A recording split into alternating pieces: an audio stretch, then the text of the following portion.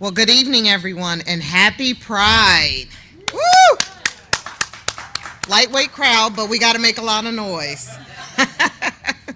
Well, good evening. I am Carla Williams-Scott, Director of the City of Columbus Department of Neighborhoods, and I'm pleased to be with you all here this evening, everybody who's here in person and those who are with us virtually, to kick off Pride in the City of Columbus. Last year in 2020, we had a totally virtual Pride celebration. It was our first virtual Pride celebration. And this year, a few of us are here in person. I hope next year, the third year, will be the charm, and we will all be able to once again gather here at City Hall to kick off Pride. Thank you, Mayor Ginther, Council President Hardin, Auditor Kilgore, Community Relations Chair Chris Kozad, and Denzel Porteous, Executive Director of Stonewall Columbus, for being here with us this evening. And thank you to the members of the Columbus Gay Men's Chorus who will be joining us via video. We have an excellent program planned for you this evening. We will recognize a distinguished leader with the Schallebarger Illuminator Award and light City Hall with Pride colors, making it crystal clear to everyone that Columbus is an open and welcoming community for all. As part of Mayor Ginther's equity agenda, the Department of Neighborhoods, in partnership with the Community Relations Commission, our colleagues at Columbus City Council, the City Attorney's Office, completed an in-depth review of Chapter 2331 of the City of Columbus Code that governs the Community Relations Commission, and identified updates that were needed to ensure that our residents have the most up-to-date protections from discrimination. Columbus City Council, led by President Shannon Hardin, took bold action to approve the legislation that enhances our Columbus Code, adding the ability for the Community Relations Commission to ensure a civil fine when discrimination has occurred. For a first-time offense, a fine not to exceed $1,000 can be imposed. Providing protections for those who choose to wear natural hairstyles, ensuring protection for our LGBTQIA youth, and protecting those who receive gender-affirming care, and protecting individuals who choose to exercise their reproductive rights. Thank you, Mayor Ginther, Community Relations Commission, City Attorney, and City Council for your bold leadership. It is now my pleasure to introduce a leader who is deeply committed to our city and our residents. Please join me in welcoming Mayor Andrew Ginther to the podium.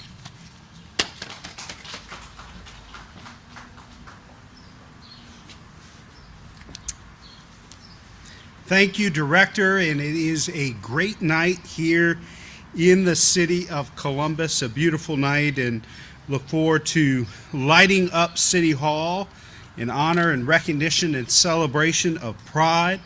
I want to thank Council President Hardin, Councilmember Remy, Auditor Kilgore, Director Williams-Scott, Denzel Porteous, Chris Kozad, and our awardee this evening, Erin Upchurch.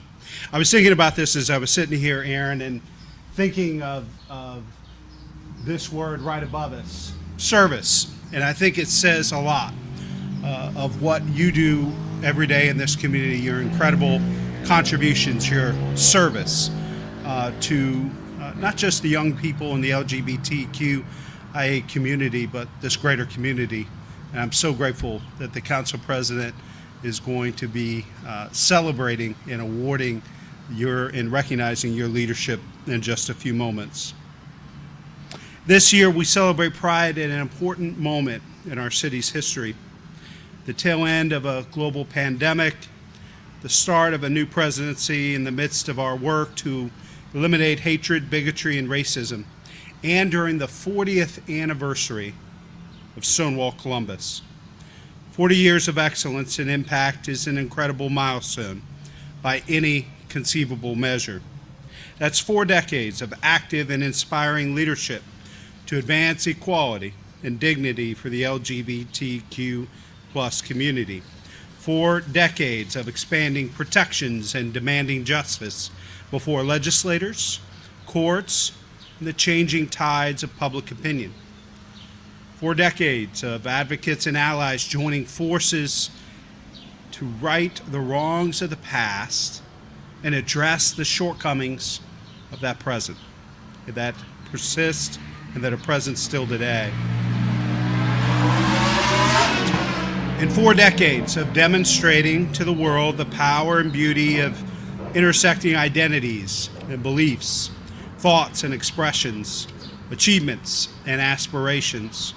Of course, the origins of this movement date back further than 40 years, to the Stonewall Inn more than a decade earlier, to the very first organizations dedicated to personal liberty and freedom, and to those who, throughout the history and with the courage of their convictions, bravely shared their truth in their own way, in their own words, at their own time. We're grateful for the lessons we have learned from the past, for those who helped to chart and forge our collective path ahead. Because of their contributions and their sacrifices, we know that change begins in the hearts, minds, and imaginations of those who stand up and speak out. It is incumbent upon each of us to honor the legacy of those who came before us, to continue their work, and to build a more equitable, inclusive, and welcoming Columbus. We are a community that lifts each other up, and we are a community that never settles for less than our best. I'm confident that our brightest and most hopeful days still lie ahead, and we will arrive at that moment together. Thank you, Columbus. Thank you, Stonewall. And most importantly, happy Pride.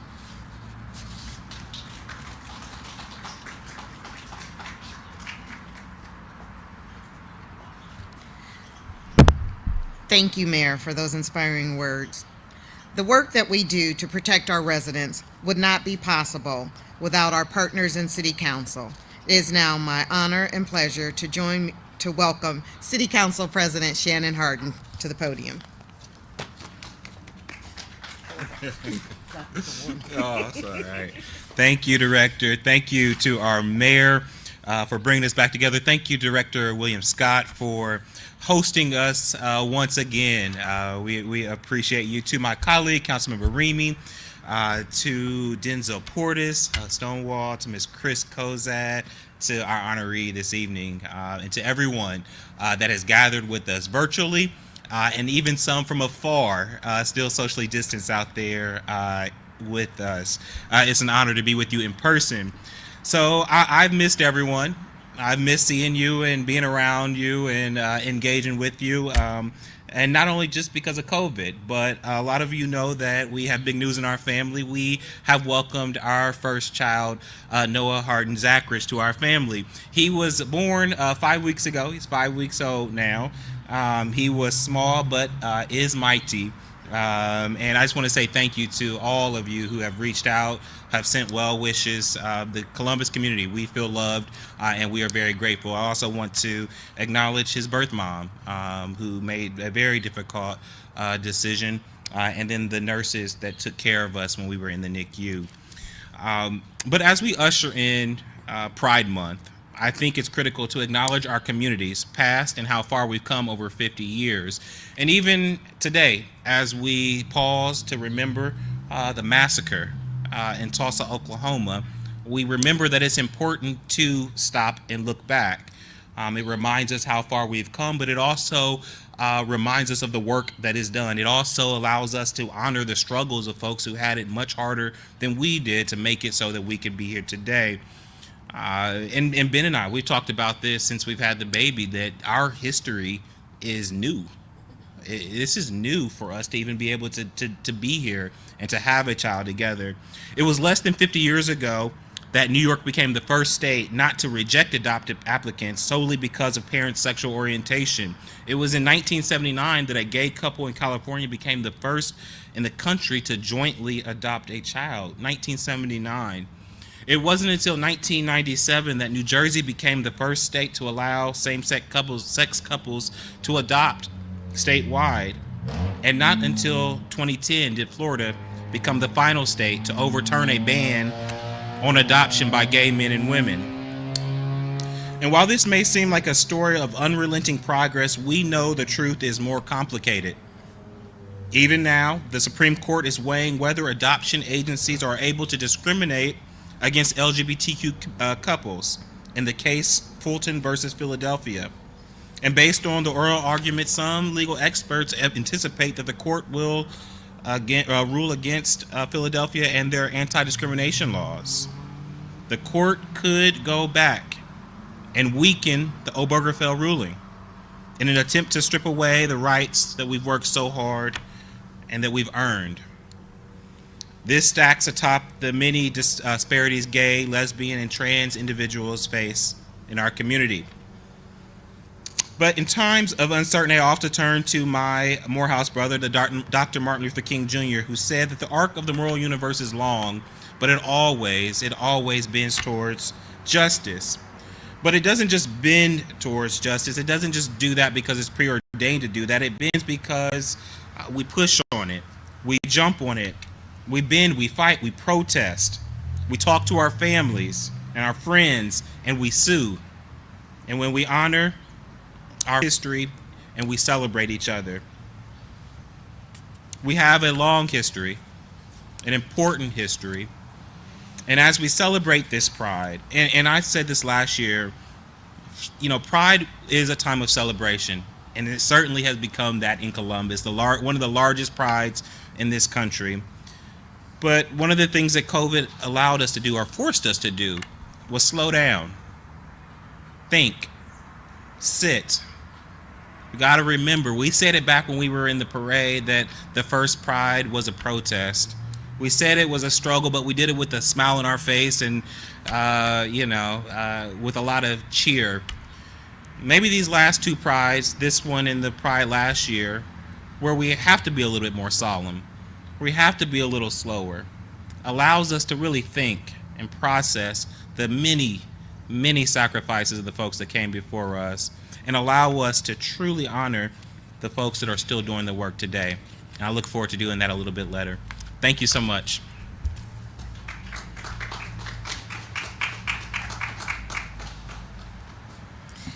Thank you, Council President Harden, and again, congratulations to you and Ben, and welcome baby Noah to the City of Columbus family. It is now my pleasure to introduce the City of Columbus's first female and first openly LGBTQ leader of an executive branch office in our community. Please join me in welcoming to the podium our city auditor and my friend, Megan Kilgore. Thank you, friend. Absolutely. Good evening. Thank you, Director William Scott, for once again bringing us all together for this very important event. And thank you to so many friendly faces. I just told Chris Kozat, it's not a pride without her. And I am just so appreciative. You talked about history, Council President. I mean, we have so much to be thankful for to Chris and all of your years of work. It means a lot every year that you spend so much time making this city a better place. It is an absolute honor to be here this evening, and I am just thrilled to also recognize a newer leader in our community, Erin Upchurch. I've watched you, I adore you. I think the work that you're doing is spectacular and certainly so important at all times, but watching what you did through the pandemic, this award is meant for you. So congratulations, friend. I want to share a little bit about, what this light up means to me.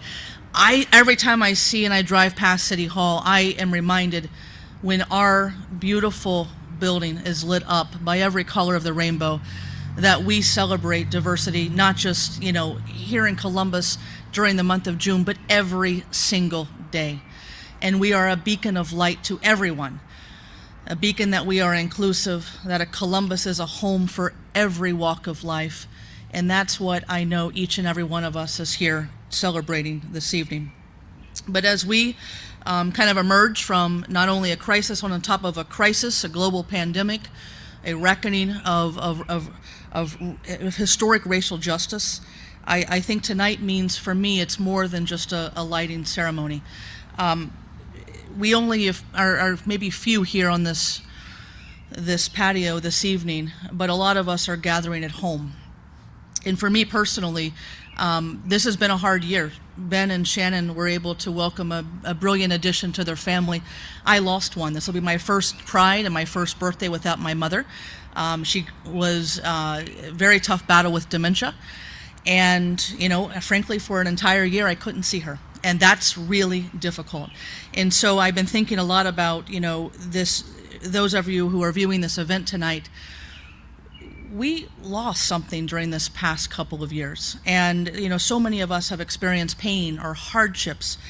And I can't help but think that a lot of us are very different people than perhaps we were a year and a half ago. And so this year's lighting ceremony, to me, really it's felt more symbolic of more than just Pride and what we typically, kind of honored this evening. These colors that'll be cast upon the walls. And I love this building. Those of you who know me know I talk about the history of this building. But these beautiful stone walls, the neoclassical architecture, there's something that really resonates with me about the rainbow symbol on this beautiful stone facade. And to me, that means the future that is diverse and hopeful, also casting light upon our past. And I really love this. So we know what beauty and diversity means to a population. That's why we celebrate, and all of us elected officials up here work so hard to support the good work of Denzel at Stonewall or Erin at Kaleidoscope. But I know all too well of the work that we must do statewide and nationally. And that is the commitment that I know all of us here share this evening. So I hope everyone has a beautiful month of Pride. I hope each and every one of you are able to celebrate with friends and family in your own ways and do what you can to honor the goodness that is Columbus's commitment to diversity. Thank you all so much for being here, and congratulations again to our honoree. Director?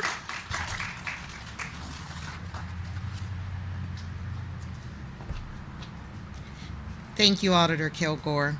It is now my pleasure to invite and welcome Denzel Porteous to the podium. Denzel is the Executive Director of Stonewall Columbus.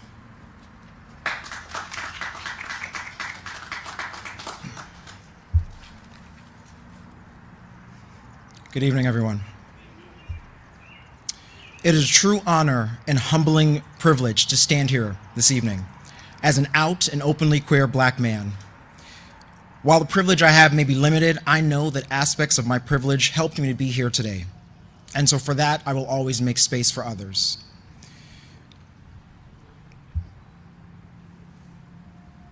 I know that I stand on the shoulders of many who lay their lives on the line simply to live their truth, not necessarily to be martyrs for a movement. It is important that we know our history, to know how we got our rights. It is important to know our history so we can fight for the members of our community who continue to be disenfranchised. It is important for us to know our history, the history that we were never taught. And it is important for all LGBTQIA people to see themselves in that history. LGBTQIA pride is a part of American history, and while LGBTQIA history has often not been told, when told, it has been made more palatable for public consumption. The Stonewall Uprisings were protests against police brutality, protests against the injustices enacted upon an LGBTQ people. Our pride is a matter of protest, and at its core, it's about our desire to be happy, a desire to step out into the world fully as we individually were always and truly meant to be. That is why Black trans rights activist Marsha P. Johnson and others stepped out. That is why they stepped out into the night, in protest, so they could live freely in the daylight. The 1969 Stonewall Uprisings were not the first. Our community had fought for our pride before. May 1959, Cooper Donuts, Los Angeles. April 1965, Dewey's Restaurant, Philadelphia. August 1969, Compton's Cafeteria, San Francisco. We must know our history in order to do the work so we do not repeat that history. And although we have marched in commemoration of the Stonewall Uprisings, we have also marched on for LGBTQIA rights. The National March on Washington, D.C. for Lesbian and Gay Rights, October 14th, 1979. The Second National March on Washington for Lesbian and Gay Rights, October 11th, 1987. The Millennium March on Washington in April 2000. The National Equality March on October 11th, 2009, Washington, D.C. The National Pride March in Washington, D.C. on June 11th, 2017. We must know our history in order to do the work so we do not repeat that history. Columbus's first Pride March was in 1981 and saw 200 people, some of whom wore face coverings to protect their identities, marching from The Ohio State University to the State House, not only in commemoration of the 1969 Stonewall Uprising, but also in order to draw light to our community, a community of LGBTQIA individuals who here in Central Ohio continue to live in secret, afraid to live out loud. 40 years hence, and during our last in-person Pride March, the city welcomed over 800,000 individuals in celebration and recognition of Pride, a long way from 200 marchers and a few spectators. And while we may be seen, we are still under attack. Today, the LGBTQIA community continues to fight for acceptance and equality as some of the most anti-LGBTQIA legislation is presented across our country, targeting LGBTQIA youth and trans identities. And where in 2021, we have seen already the murders of 27 trans and gender nonconforming individuals, 16 of whom are Black and 7 of whom identified as people of color. While Pride Month is a celebration of our community being seen, we must not rest until all of our community and its members are equal and seen. We stand on the shoulders of many who lay their lives on the line simply to live their truth, not necessarily to be martyrs for a movement. This year, on June 12th, we will mark 5 years from when 49 people were killed in a mass shooting inside Pulse, a gay nightclub. We stand on the shoulders of many who laid their lives on the line simply to live their truth, not necessarily to be martyrs for a movement. Today, let us be emboldened by our history, by our leaders of pride, and be inspired to intentionally shape a future that we create together that includes intentional acts of grace, accountability, and inclusion. As we step back out into the world, we have an opportunity to step back into the world as we were truly meant to be, a creation of our own, working to create a more inclusive and affirming community here in Columbus and across the world. Our city won't change unless we change it. Let's step back out into the city as we were meant to be. This year, as we celebrate Pride, let us celebrate and honor those who have given the ultimate sacrifice, those who have lost their lives, those who dared to be proud. For if not for them, I would not be able to be standing here, daring to be proud. Happy Pride Month, Columbus.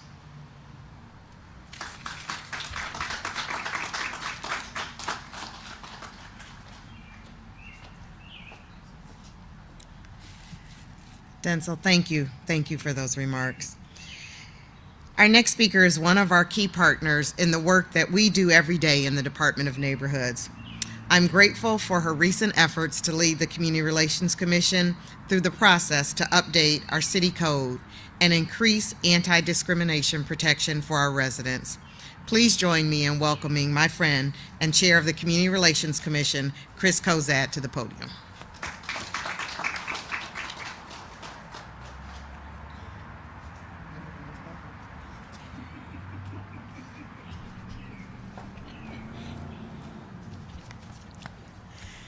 Thank you, Carla. Mayor Ginther, Shannon, friends, everybody, greetings and happy Pride. As I sat down to write my remarks for this evening, I looked back over some of the speeches I've given in the past few years at Pride Illumination, and I realized I could simply use one of them tonight. No one would likely remember. Certainly the truths have not changed. But I would know. You, my friends, my community, deserve more than my recycled speech. It's Pride Month. You deserve the fire in my belly, in our collective bellies, the fire to fight, the fire to stand strong in the face of oppression and injustice. It's Pride Month.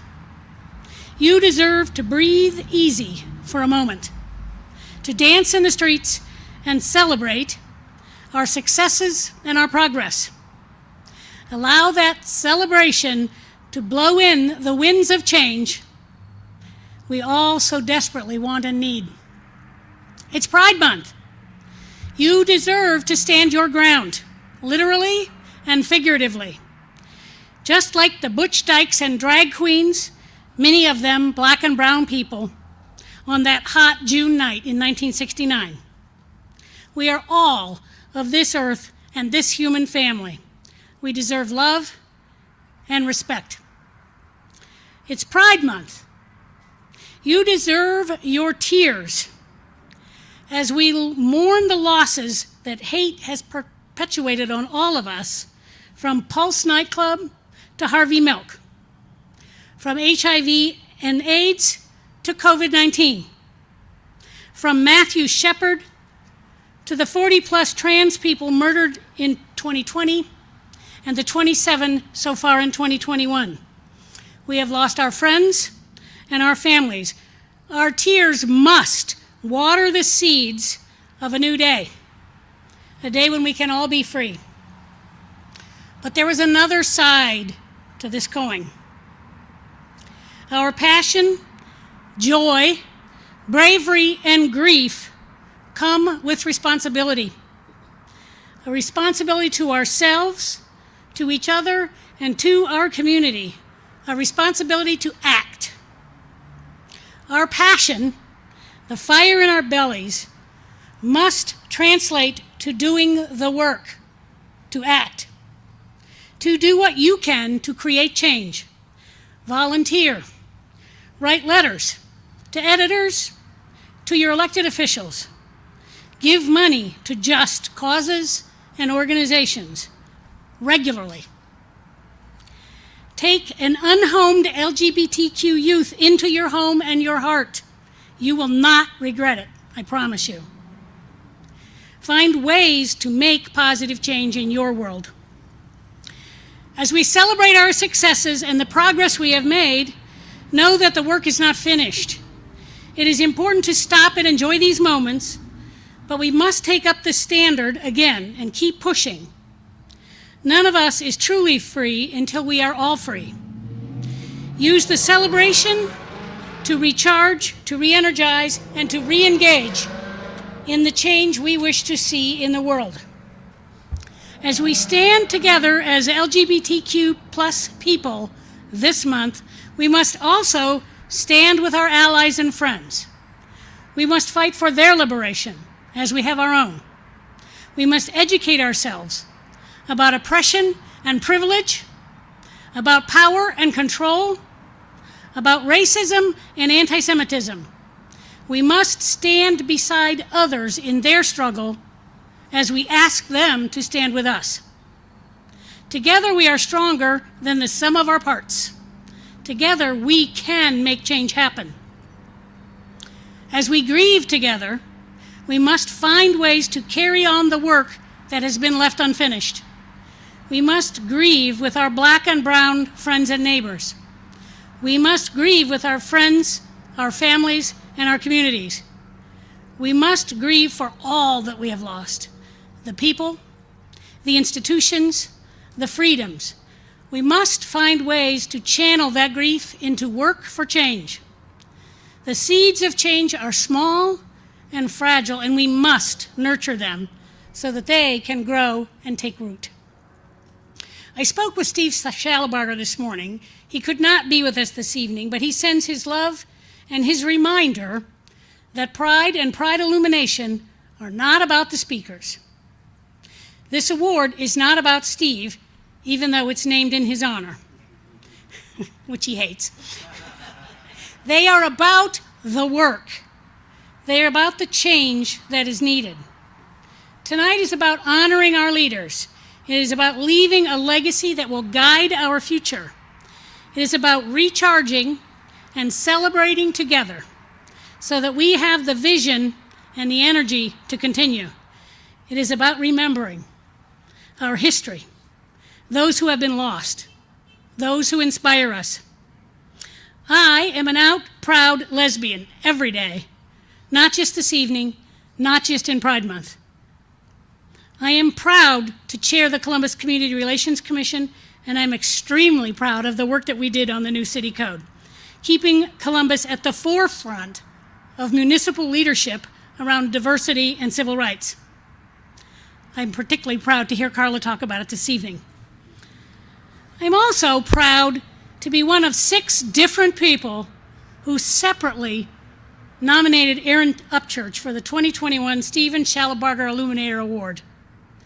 I am proud to call Erin my friend. She served with me on the Community Relations Commission. She is passionate about LGBTQ youth and her work with Kaleidoscope.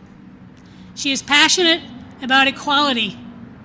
She is passionate about social justice. She is passionate about public service. Erin exemplifies having fire in her belly. Erin has passion, joy, bravery, and grief. She has taken the responsibility to act, and for that, Erin, I thank you. Good evening, my friends, and happy Pride.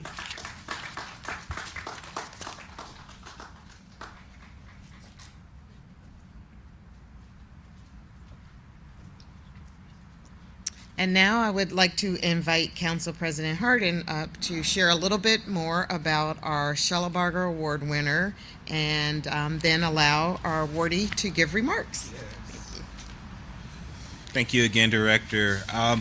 Before I read about the Steven Shellabarger Award, I just want to thank the committee and the folks who host this event, to the Department of Neighborhoods, to Robin Davis and the Mayor's Communications team, to Linda Capobianco in my office, and CTV. Thank you all for serving as the committee who does the hard work behind the scenes to bring us back together.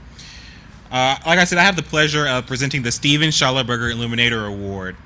The Illuminator Award was created to recognize an individual within the Columbus community who has demonstrated outstanding initiative to promote LGBTQIA rights, and in doing so, has created a more inclusive Columbus. Past recipients include Ms. Gloria McCauley, Ms. Linda Schuler, John Sherman Latham, Scott Schoper, Andrew Levitt, aka Ms. Nina West, Letha Pugh, and of course, our namesake, Mr. Steven Shellabarger.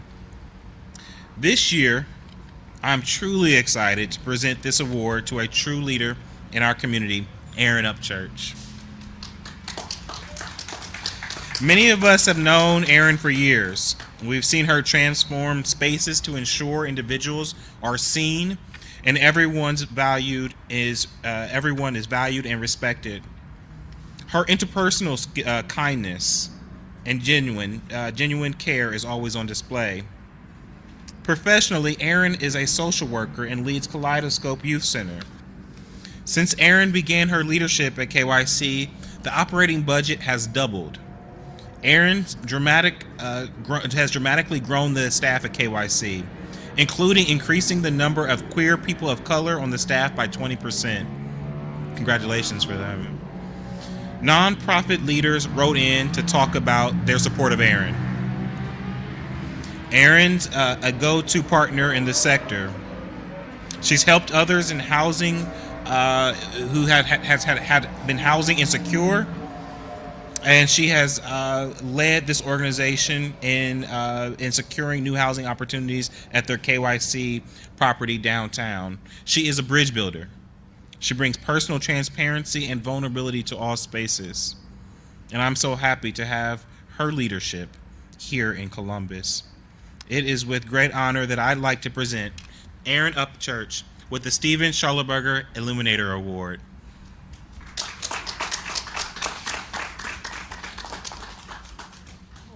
Thank you. Isn't that gorgeous? Yes. Oh my God, that's thank you. Yes, ma'am. I got a little distracted by this gorgeous sunset behind us. It's like the sky's being lit up for us all.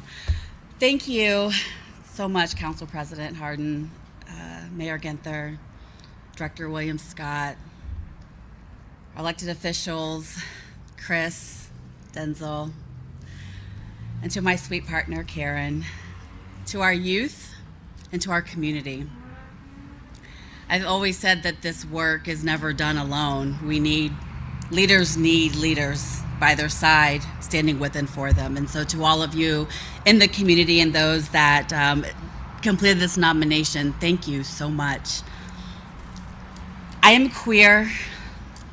I am a woman. I am Black. I am a woman. I am Black, and I am queer. I am Black, I am queer, and I am a woman. These are all parts of me. This is me integrated and unified. My vision is for a world where each part of me gets to belong, where all of me matters, where all of me is seen as sacred. It is exhausting to exist within the tiny holes in which many work hard to keep us. People like you, people like me. I desire a world and community where pride is about the thing deep on the inside that allows me and us and our siblings to do more than survive. My hope is that not one of us is ever considered unnecessary or disposable. All of us or none of us, all voices, not some voices, each life and every life. Please do not mistake this as a sanitized musing of a postmodern Pollyanna story that exists deep within the recesses of my imagination. I want you to understand that the fear of my Black son being harmed by police supersedes any desires I may have for a parade, a brunch, or a breakfast. And I want it to supersede yours too. The horror of anti-trans violence sometimes keeps me awake at night, and I wanted to keep your eyes open too. I can't bear the thought of another young person ending their life because they didn't know anything else was possible. And I want your mind also held hostage in knowing that even one young person despises who they see in the mirror. I don't want unity. I don't want tolerance. I don't even want to be welcomed. I want affirmation. I want solidarity. And I want to belong. My invitation is to simply ask you to join me in creating a world that we know is possible. Love my queerness so closely that you can feel and hear the drumbeat of my queer heart dancing within my queer soul. Love my womanhood in a way that is expansive enough to also love those whose truest and most beautiful version of themselves invites us into deeper, holier versions of who we are. Love my Blackness in a way that helps me keep myself, my children, and all of our children alive. Allow us to thrive. Love me to life, and I too will also love you. To illuminate is to light a path, to disappear darkness, to expose that which lies in front of our very own eyes.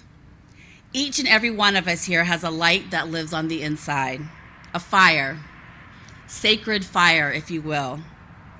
Let us be together in our fire to dismantle the systems that no longer serve us in our communities.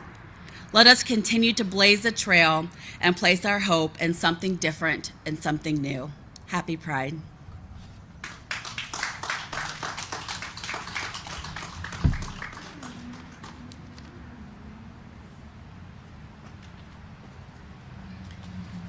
Thank you, Erin, and again, congratulations on receiving the award this evening. Well, we are almost ready to conclude our program, but before we do, we have a video of the Columbus Gay Men's Chorus, who will be joining us virtually, and then when the video is finished, I invite all of our speakers up for the countdown for the illumination of City Hall.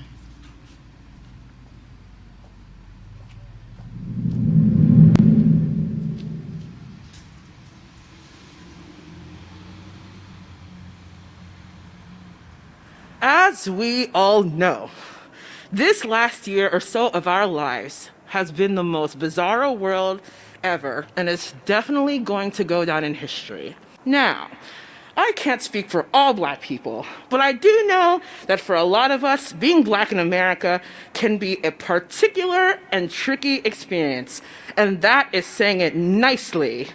Some days I feel magical, literally magical. My people are literal magic. I feel upheld by the strength, power and courage of millions of ancestors that have come before me. Some days, I can rejoice in who I am. I can sing freely with a bunch of white dudes in a baseball field. But someday,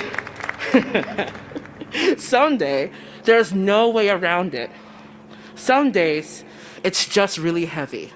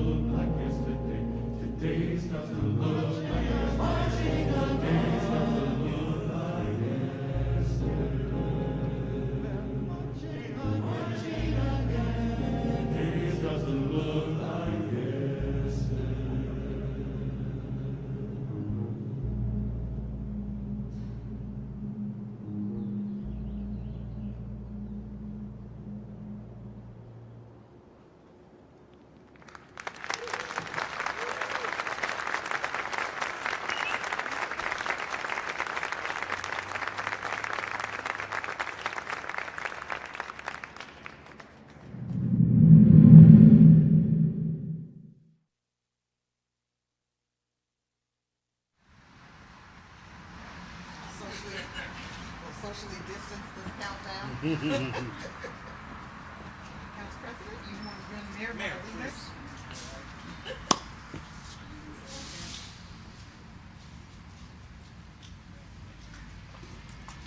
Everybody ready?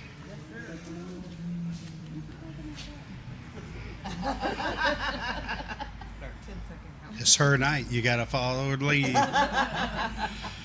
10, 9, 8, 7, 6, 5, 4, 3, 2, 1. Happy Pride! There we go.